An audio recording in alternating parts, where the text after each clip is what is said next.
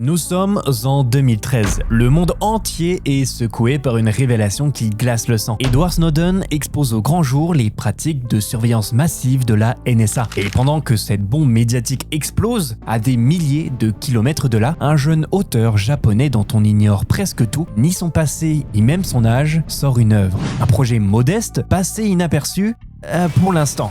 Ce projet, pourtant, va bouleverser bien plus qu'on ne pourrait l'imaginer. La même année, il décroche le 4e prix du prestigieux label Gabunko. Pour ceux qui ne connaissent pas, Gabunko, c'est bien plus qu'un simple éditeur. Affilié à SB Creative, une filiale de SoftBank, ils ne font pas les choses à moitié. Ce prix, c'est un tremplin et il annonce le début d'une ascension fulgurante. Peu à peu, le light novel attire l'attention et grâce à ce succès grandissant, l'œuvre intitulée Dungeon ni Deai o Motomeru no wa Machigatteiru Daro ka, ou Danmachi pour faire simple, devient un phénomène. Adaptée en manga puis en animé, elle fait sa première apparition télévisée en 2015 sur Tokyo MX, une chaîne emblématique dans la capitale japonaise. C'est à ce moment-là que tout s'accélère. L'anime commence à marquer son époque, mais pour bien comprendre pourquoi Danmachi mérite notre attention, il faut revenir à ses fondations, parce que cette histoire, bien plus qu'un simple divertissement, cache des thèmes profonds, parfois même risqués. Alors explorons ensemble cette œuvre de Fujino Oomori, découvrons ce qui fait de Danmachi une série à part.